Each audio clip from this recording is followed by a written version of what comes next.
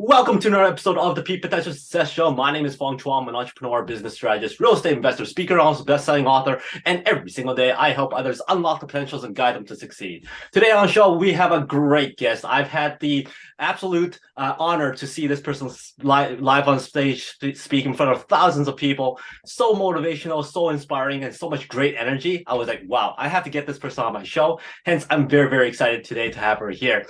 She has over 26 plus years of experience in the people helping industry. She helps her clients overcome, break free from their life shackles. She also really focuses on not just one or two aspects, but the whole being, the spiritual, the emotional, the physical, and also the mental states as well, and providing that creative spark plug to help them get more out of life, become more successful, and become more happy as well. She is the author of the book Love Reignited, and she is a transformational coach, world-renowned life strategist, author, and clinical hypnotherapist. So please welcome somebody who's also known as the Clarity Messenger, Ms. Nancy Ho. Hello there. Hey. How are you doing? I'm doing well. Welcome. I'm happy to see you. Indeed. I'm so honored to be invited. Well, thank you for spending some time with us. I know you're all the way from Singapore, and it's always nice to speak with people from all the way from across the globe. It's a great chance to get to know you and also learn more from you and have you share some of your stories and your expertise as well. Sure. I guess, very, not often, okay, not often, we actually come across people that does not come from some sort of dysfunctional background. Mm-hmm. It doesn't have to be violence or anything like that.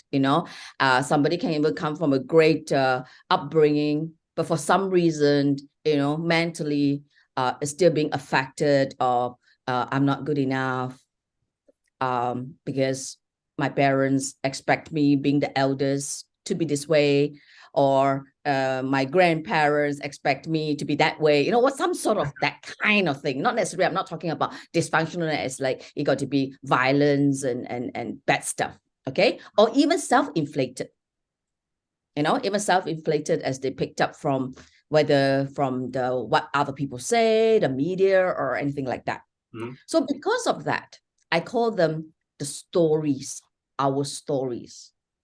So we made up all these stories, which is absolutely, to me, my opinion, they're not true. They're not true at all. But we make it so true, or put it another way, that even somebody had a not so good event, but this is in the past. So therefore, it's not true because it's not happening now anymore. So because of this, then people tend to struggle. Often I said, right, when someone in a relationship, they struggle. When someone has no relationship, they struggle. When someone has got a great job, they struggle. When somebody hasn't an average job, they struggle. So regardless, they just struggle. And deep down, what is struggling about? They don't know. Mm-hmm. Because the subconscious mind only detects the emotion, the feelings. So one of the thing that a lot of my clients that come to me, they call it the imposter syndrome. They are well qualified, they have the experience, they have the exposure, but then somewhere in them is there still like, oh, well, I'm really fearful that I'll be exposed. I say, exposed of what? How much of that do you think is people being afraid of others making fun of them or saying things that they don't want to hear? Of course, very common is that people are afraid or fearful of another person's opinion, what people think of them, which this is so not in our control. Right? So I often say, no matter what, there are three groups of so-called three categories of people. One category is that no matter what you do or don't do, they have an opinion about you. Right? All right, they just dislike you for whatever reason, they just have an opinion about you, whether you do or you don't do. Mm-hmm. Then there's another category, again, whether you do or don't do, they absolutely adore you. Mm-hmm. They absolutely love you, they think the world of you. And the third category is like they're neutral, whatever. Right. So how do we please anybody? So the only thing to do, all right, it's to be yourself. And I just did my coaching the other day, and I said, I've given up the need to be right, but do the right things every single day for yourself. That's it. When you said given up on the need to be right, that is something that's very, very difficult for majority of the people. Because the thing that they want to avoid most is to be wrong. So therefore, they really, really want to be right. So when you say you gave up on that need, how do you mentally prepare yourself to go, you know what, it's okay? When I say my people, means the people that come to me for my coaching, right? So that's what I mean by my people. I told them, all right, that control what you can control and don't control what you cannot control. So opinion of others is not what we can control. Right. The past, the future, even the outcome, we cannot control. Mm-hmm. So what can we control? The process, the today, the present, how we show up, time and energy management, that we can control. Mm-hmm. Right? So since this is our stuff we can control, so I said, don't use your thinking. Use your wisdom. Mm. People get caught up with this overthinking. All right, this analysis, they analyze and then, I need to know. As you see me on stage, I said, there's nothing to understand. All right, it is what it is. All right, just accept there are good people, there are average people, there are some people that like you, dislike you, whatever, the world. I mean, if you're going to sit and talk about the world, we probably, within 10 minutes, we will just become very depressed. Right? But we can make our world work. Right. Our own individual world and ripple effect. So it's not a selfish thing, but when we make our world work, then the ripple effect will then obviously, impact on people around us. Mm-hmm. So that's called energy. Wow. When you talked about people always overthink, that's something that I've learned myself. I'm like, why am I thinking about this certain aspect for so much? And when you think about something so much, you tend to come up with all the negatives that come from it, right? Correct. And Correct. when the situation actually happens, it usually turns out to be a lot better than what you expected. So then after that, I'm like, you know what? Don't think about it so much. It's probably not going to be as bad as you think it is. Exactly. Even something that's not as positive. Mm-hmm. And when it actually happened, it's not as bad. Yeah. But when we go and imagine it, it's like, oh my God, there's a monster. There's a green monster when I open the door. There's going to be a green monster. Of course, that creates the anxiety. Mm-hmm. So what it is like, if we got stuck with the past, as I said, the stories that we often live by, then it makes us feel depressed. Why? Because we can't change it. Mm-hmm. And then when we overthink or we overanalyze or the what if, then it gives us that anxiety. We just feel anxious. Mm-hmm. So either way, it's not good for us. And then people missed out absolutely the present. Right. So they cannot enjoy their life fully. So I've got a lot of people that are doing very well, then come from great background and wealthy, they're high achievers, but they have no joy. Mm-hmm. They have no joy. They're just chasing after their dream, chase, but they're not living the moment. Mm-hmm. I find that a lot of people who come up with the what if scenarios and they overanalyze and they think of all these situations that may or may not come up, they call it preparation. They want to be able to prepare for what if this happens, what if that happens. And sure, there's a good reason for doing that so that you can be able to react when things do happen. Sure. How do you determine where's that line of over preparedness and the right amount, just the right amount? Right. I mean, of course, we look at things in context. Yeah. But if you look at it, the time for us to really use our thinking, all right, is for planning, decision making, problem solving. I think that's about that. That's about that. All right. The rest of the times, whatever that comes to our mind are called thoughts. And thoughts are not relevant. I mean, we walk down the street, right? Then we have whatever thoughts. right? They're not relevant. They're just whatever that just popped in. It's universal. Everybody gets that. But we cannot control the thoughts that, just pop into our head, so to speak. But what we can control is what do we do with it? So come back to your question. I've done the preparation. So there may be thoughts that could pop into your head. Oh, what if? Oh, come on. What if? Right? So the control is, what do you do with the thoughts? Stop dwelling it. Stop dwelling on it. Right? Stop making more stories. Right. Stop writing a script out of it. All right. So I've done my preparation. Done. Right. So planning. Of course, one should go into acquire the skill of strategic planning. So not just at random kind of planning, right? Critical thinking. This I call them the power skills. Strategy planning, critical thinking, decision making, problem solving skills. So when you go, acquire the skills and use the skills, after that is be in the present and go with the flow. No. Remember Beagle, right? It went wrong. Like, I've got everything in the thumb drive, but it said there's no video. Right. But you saw I didn't panic. I was like, all right, no video. Very, very calm. It's like, whatever, I'll just continue on. Yeah. Then later they flashed on the screen and it said, oh, we found your video. And then time has passed, right? But I go, all right, we play it later. Right. Because I didn't so-called overthink. I didn't have a script. I only have an idea what I want to talk about. And that's it. And that's it. But if I memorize the script and then it's not going my way, I'll panic. Oh my God, I'll freeze. Our emotional brain, which is the amygdala, will get activated. And I go, oh, what do I do now? That's what happened. So being the flow, effortless success is this program that I actually coach.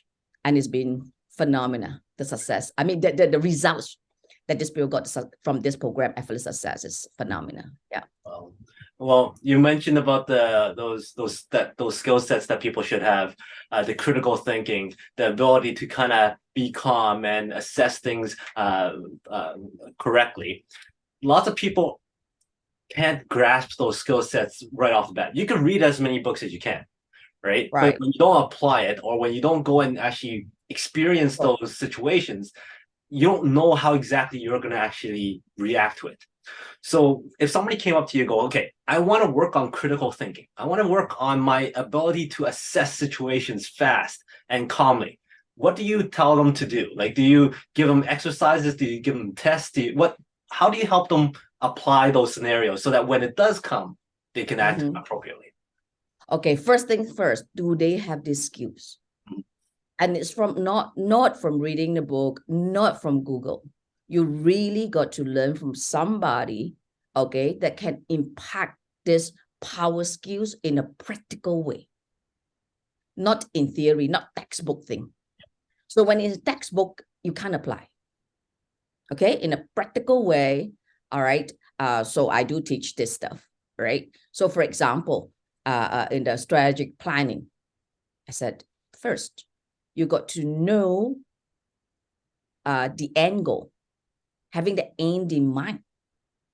So if you don't know the end in mind, but you go just work from step 1 to 10, where are you going? You don't know where you're going. So again, you say, oh, what if I miss this part enough? So if I got end in mind, okay, then I need a structure. So in that structure, what is my theme? Right?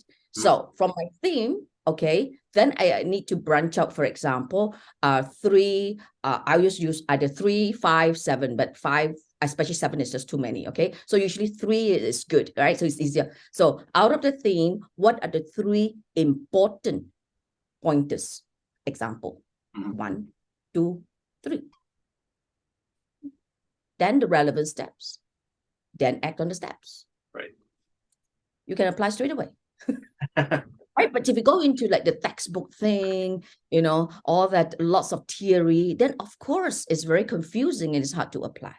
Exactly. I find that people do so much reading that they go, I don't even know where to start to apply because there's so much different strategies, so many theories to consider that they end up freezing instead of actually acting. Exactly. Now, I'm going to ask a Exactly. question that's going to take you back a little. Okay. That is, how did you become you? Like, did you, at a very young age, you go, you know what? I'm going to be this amazing transformational coach who understands all this stuff. Was that always the goal kind of thing? Or did you just happen to find this path? I would say actually, I don't, it's overrated to call it my calling, and it's so overrated, right? Okay. I'll put it, it's so natural for me. Okay. Whenever I pause, it's concise, precise words. The other thing is, see, people don't go into concise, precise. So they use a lot of words and they get lost. All right. So, okay. As a child, by default, all right, I kind of grew up on my own. Not that I don't have a family, not that I don't have a house to live in, but because my mom, okay, is busy going to work, and in the 60s, there's no such thing as a helper and all that, unless you're super rich, okay, in this part of the world for sure. All right. So you had neighbors to just watch over you. Of course, I have an auntie around. So very much I'm alone because my sister is 10 years my senior. Mm-hmm. So 3 and 10, that's not a lot to talk about. You know what I mean? Really. Now, of course, the gap is not there, right? So, okay. No, 3 and 13, there's not much to talk about. So anyhow, so what happened was that by default, I start to become an observer. I observe stuff, right? Those days, there's no iPad, iPhone, whatever, right? So I start to observe. Then I start to go like, oh, I can do that better, right? Then as I grow up, I don't know how it comes from. Like I tell my classmates or whatever, I said, we can play. But then if we don't do the right things, we fail, then we'll be in trouble. Right? So we say, okay, let's do enough that our grade will be above average, not average, you will fall, right? Just above average. And after that, we can play. So kind of like natural. I'm always like guiding, telling, showing, observing, learning. And one, blessing. The one thing that people must have, all right, is called a strong comprehension. A lot of people really have no freaking sense of comprehension. They can read loads and loads and loads, and then they cannot comprehend. And especially this part of the world, I'm a proud Singaporean, but then, unfortunately, people just, literally memorize whatever that they study. And then during examination, they just puke it out and they score. But they have no sense of comprehending what they learn. Right. Yeah. So I'm like, getting the main point, I mean, A, B, C. I get it. The sort of thing, I get it. That's it. So because I can comprehend, okay, or rather a strong sense of comprehension, then I make out, what works, and being pretty result orientated. So I go for the results. So it's natural. To make a long story short, so it becomes natural. Then, of course, part of my studies in psychology when I was in university, then it was just natural that I evolved. Wow. So I started as a trainer, training all this, like I said, all this soft skills. That's what I meant by this, all this strategic planning, customer service, even communication skills and all that. But I didn't think that it was good or enough. Not. Okay, reframe. I don't mean not good enough. That means not good enough to apply if you don't have the right mental state. Right. So after a long time training that, I dropped that and I focus on the mental state. I focus on the mental state because I'm not talking about even positive thinking. I'm talking about thinking correctly. I'm talking about, right, anything that we feel, all feelings are coming from thoughts created in the moment. It's not about the external. Okay, example. Wow, look at Fong Chua. He looks so gorgeous. He looks so smart. He's always so put together. Now, so-called, is that true or untrue? Okay, it's not about true or untrue. It's about my thoughts about Fong Chua. Right? So without these thoughts, I can't express what I just expressed. So similarly with something negative. Oh, I'm fearful of this. I'm just so scared that this happened. So again, it's not about whatever happened, but it's my thought about what if this happened. So thoughts gives us certain feelings, and especially the not good thoughts would then activate our amygdala. Mhm. So fight, flight, we cannot fight, we cannot flight.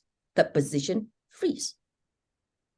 So it's like, oh, they panic. And panic, this panic attack kind of thing is so common now with people.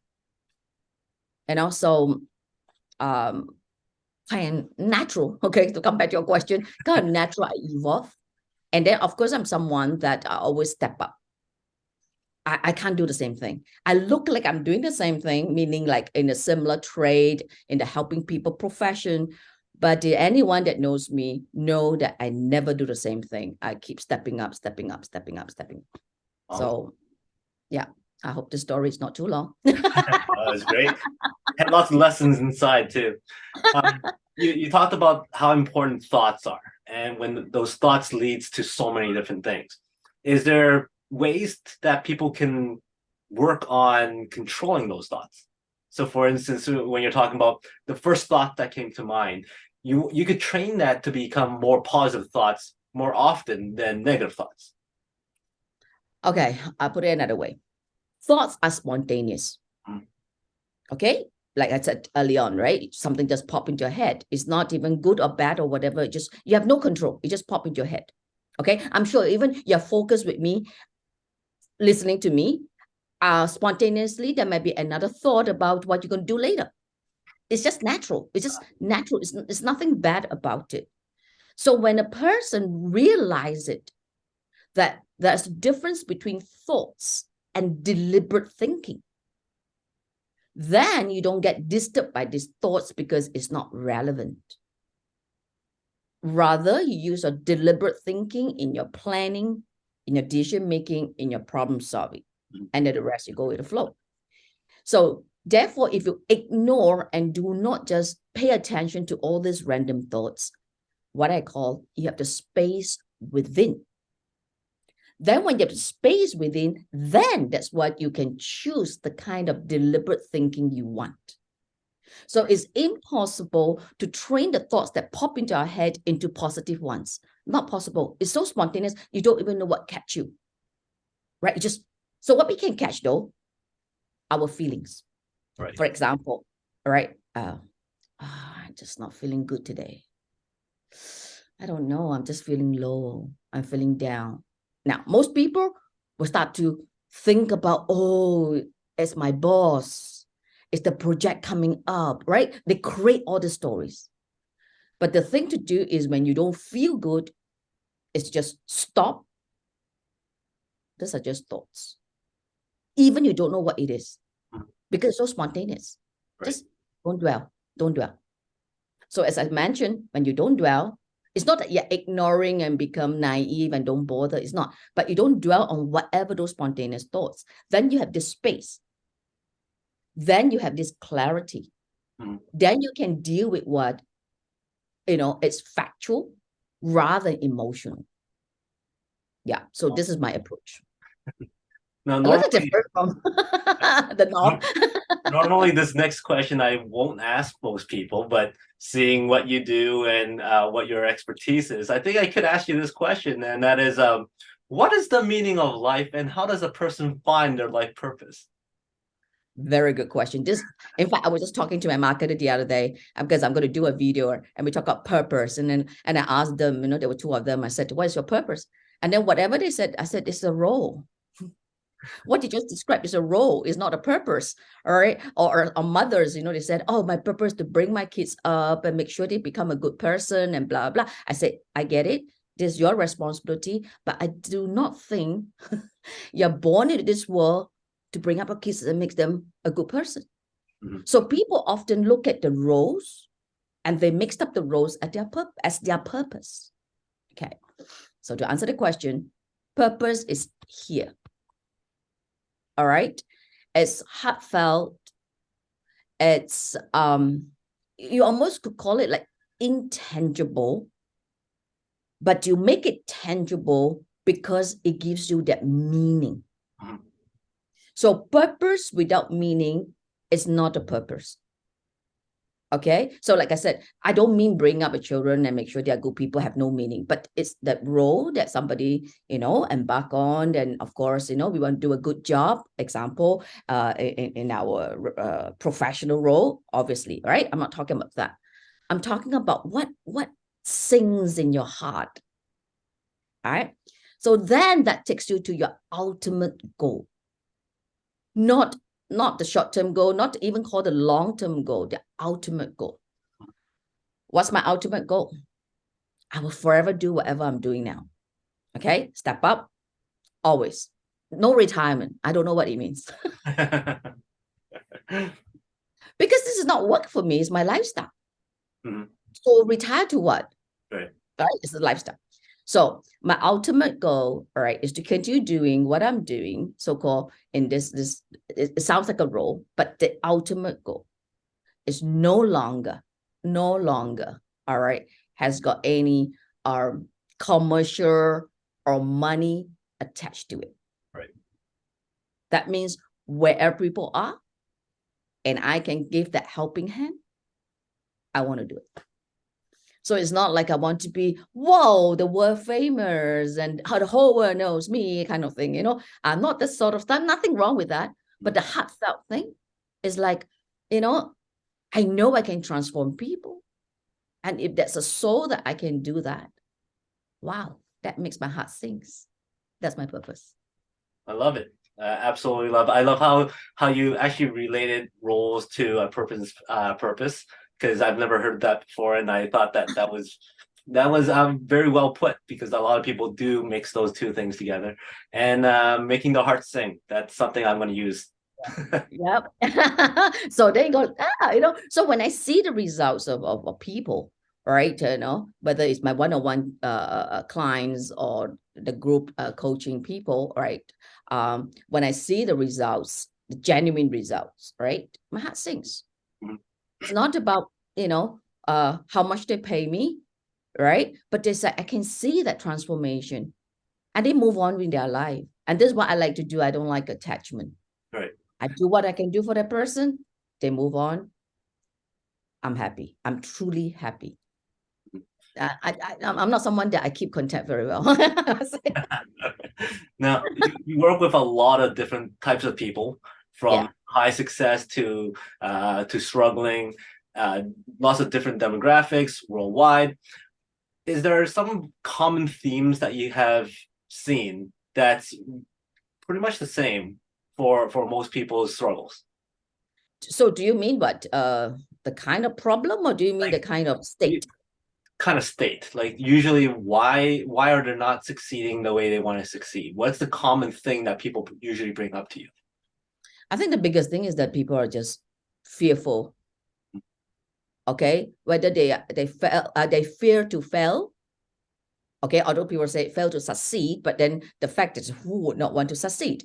But then the point is more so like, if I do, what if I don't make it?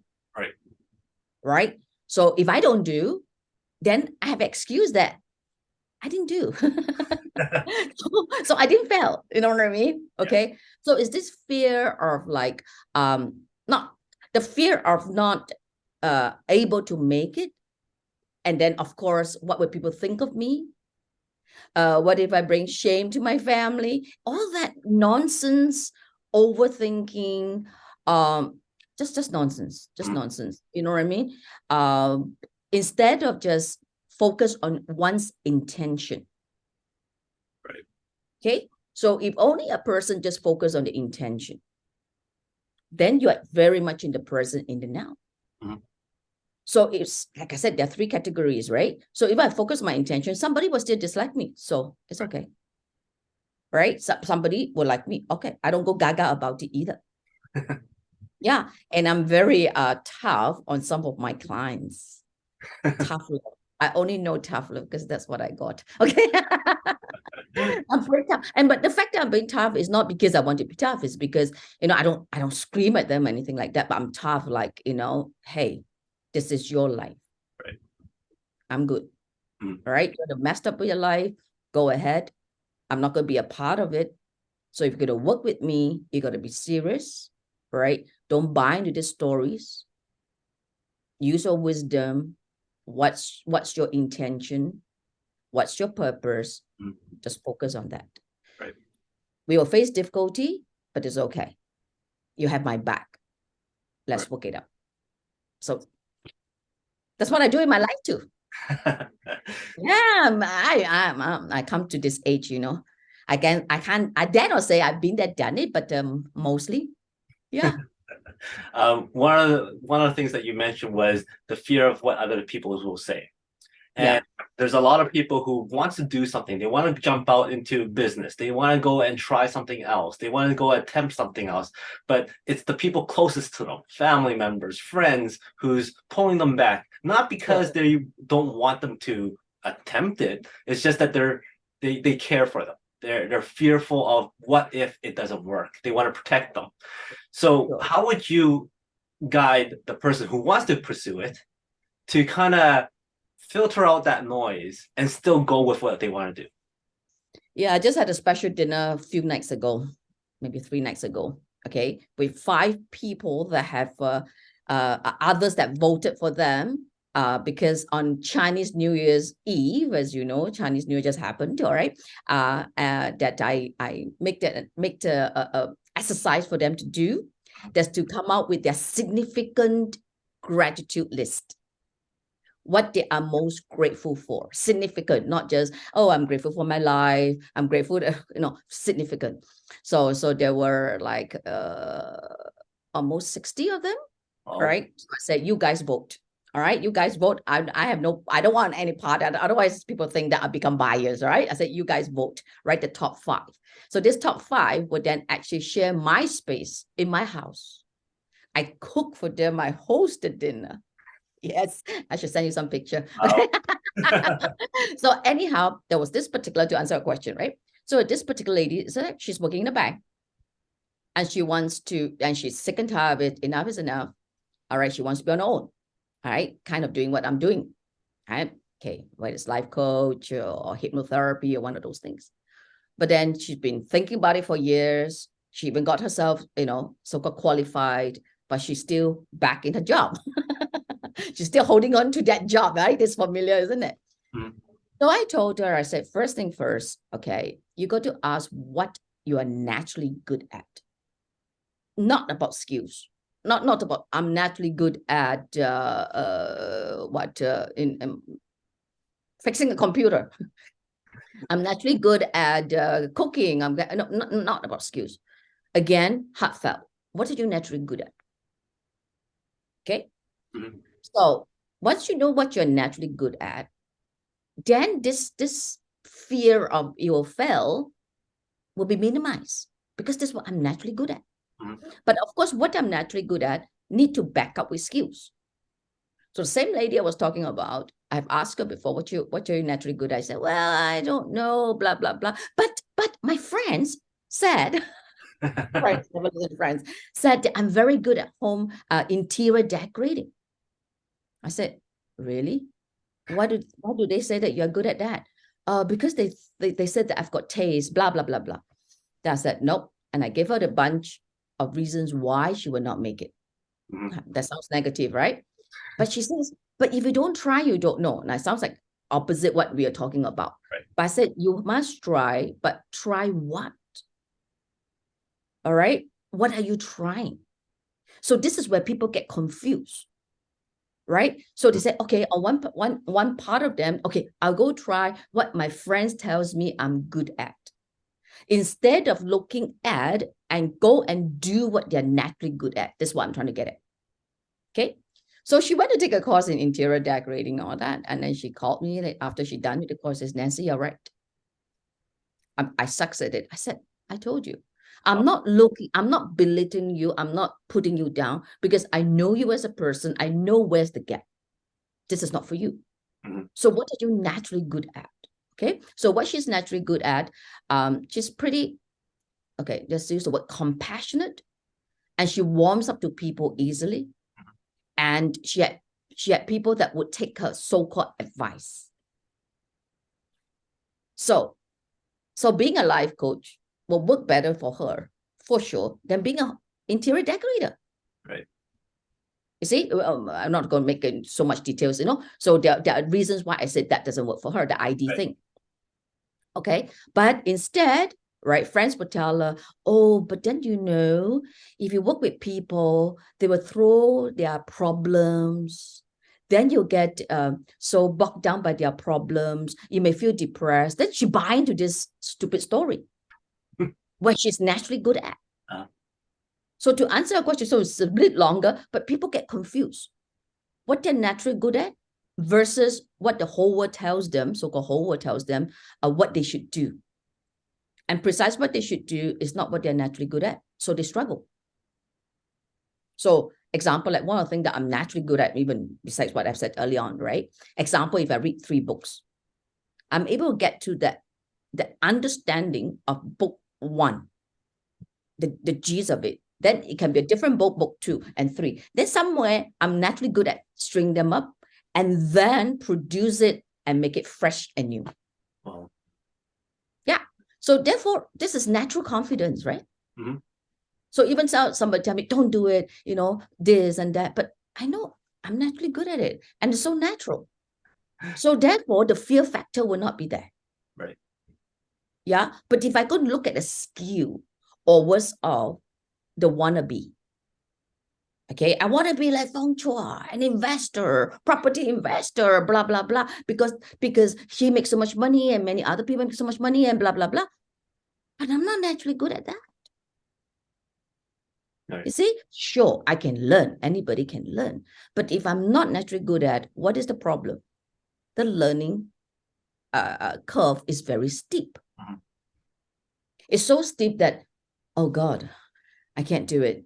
Oh my God, it's so easy to give up. Right. Yeah.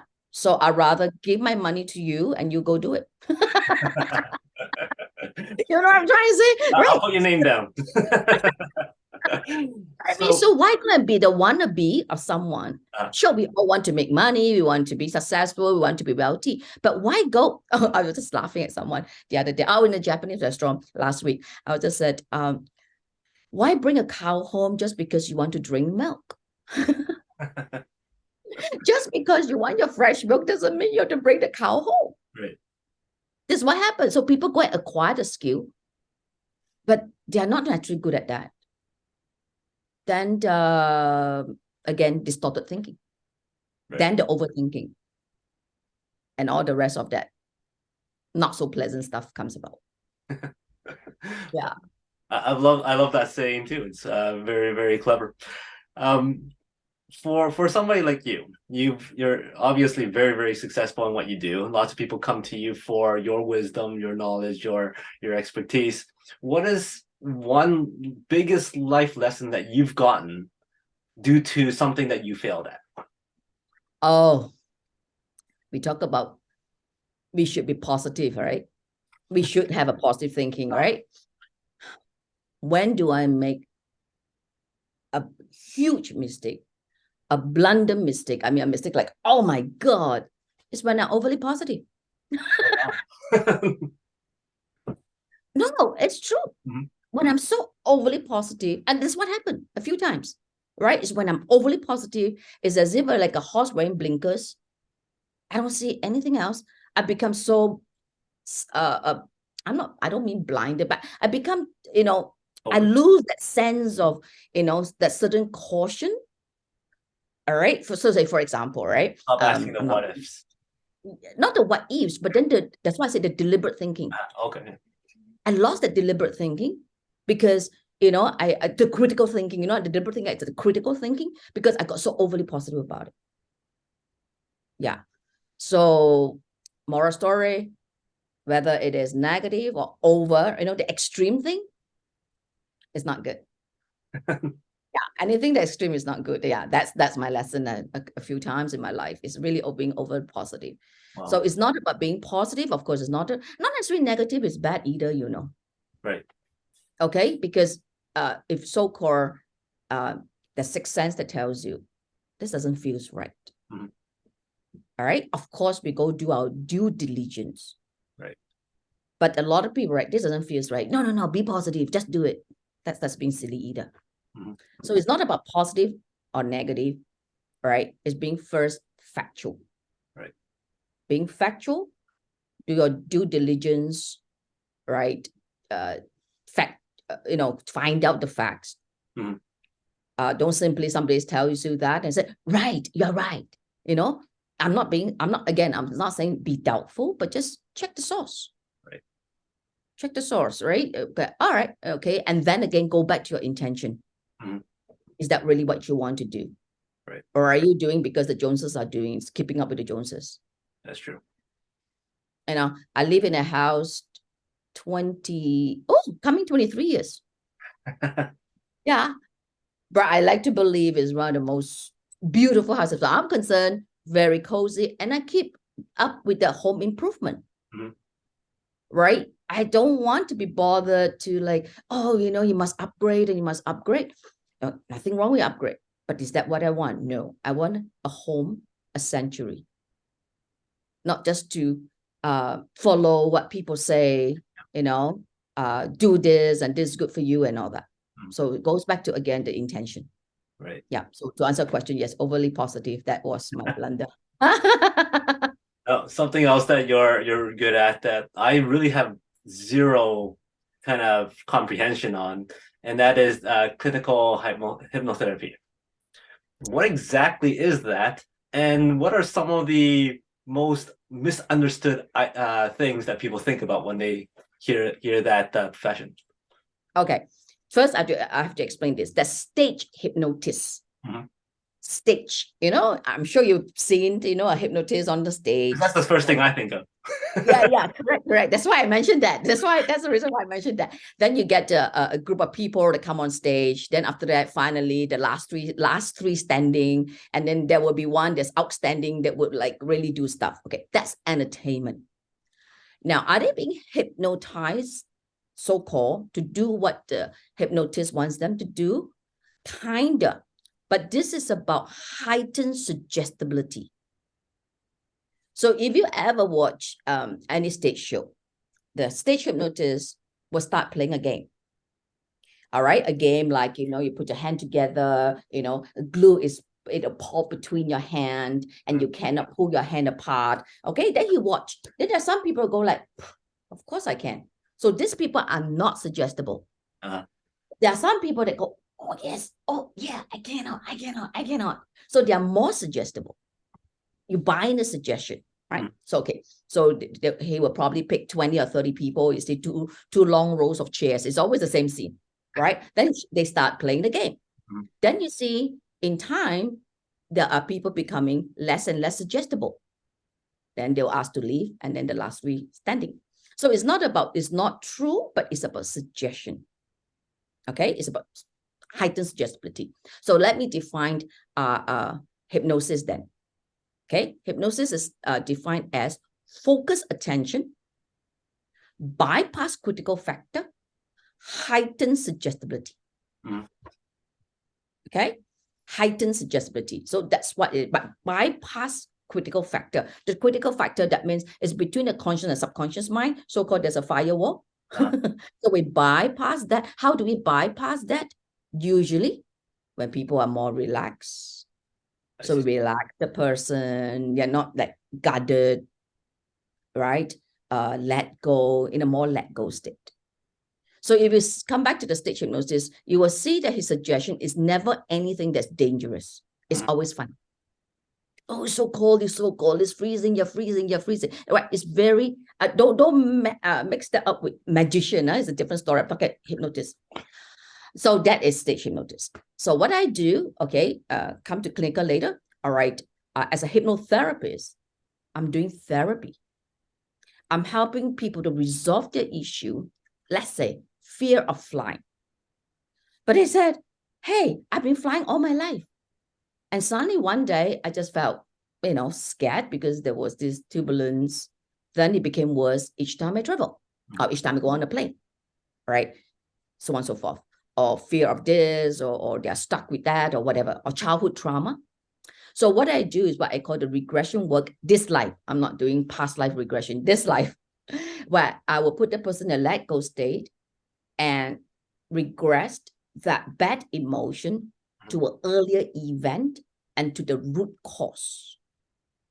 The first time, the initial time that a certain incident that happened that caused the mind to so-called react. Then the rest of the time, all right, are triggers. The triggers that would so-called activate this root cause.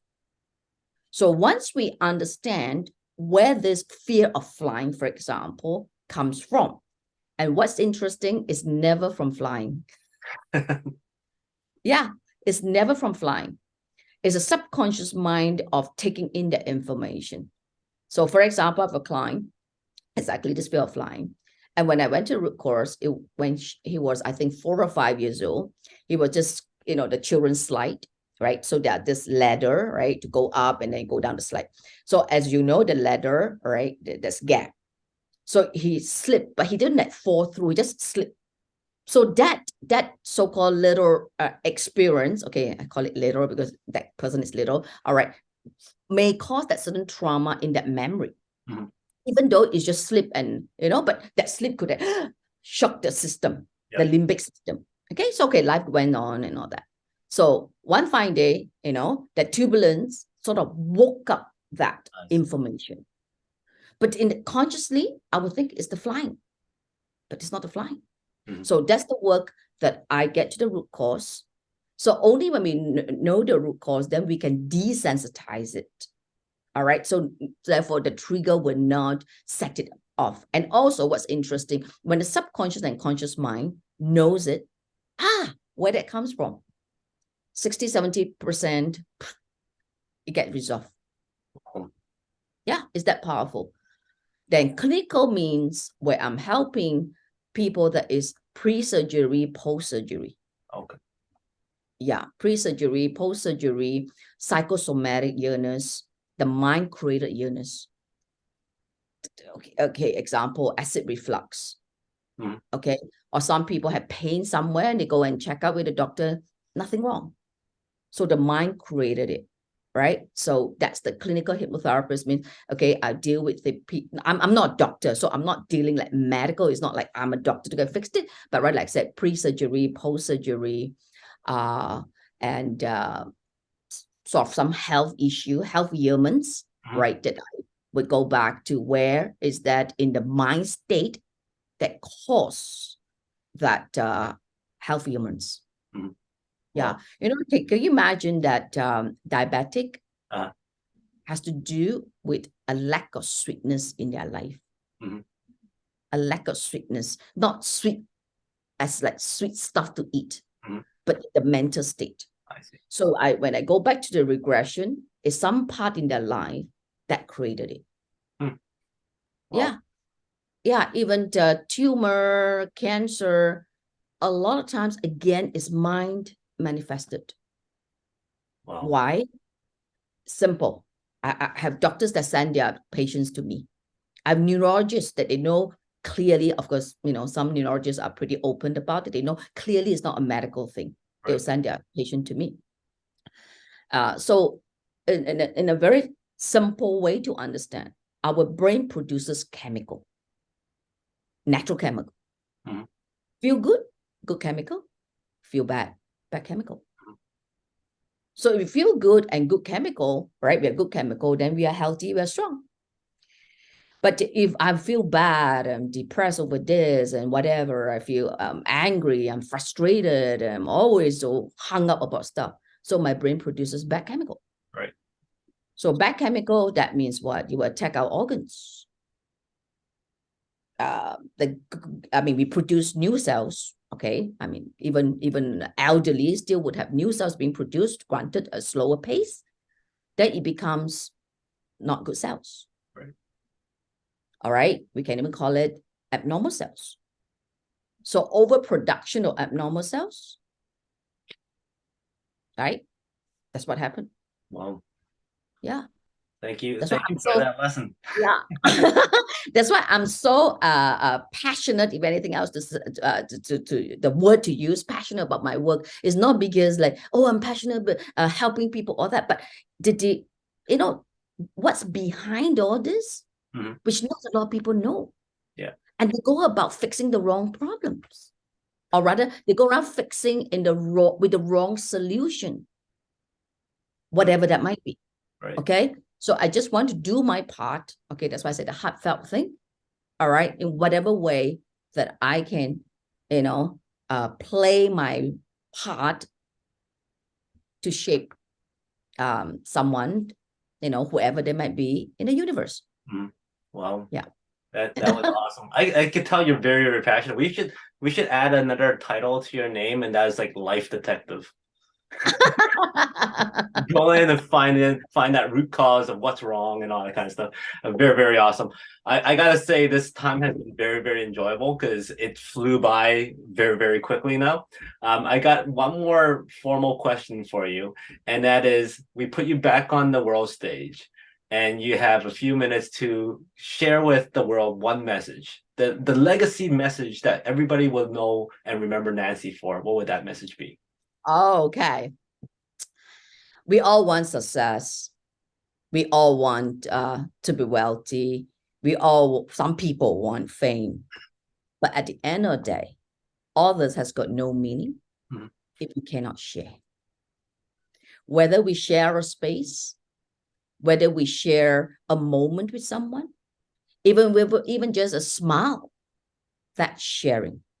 And of course, in terms of monetary wise, you can share would be even great, right? But whatever it is, in essence, life is meaningless if we cannot share.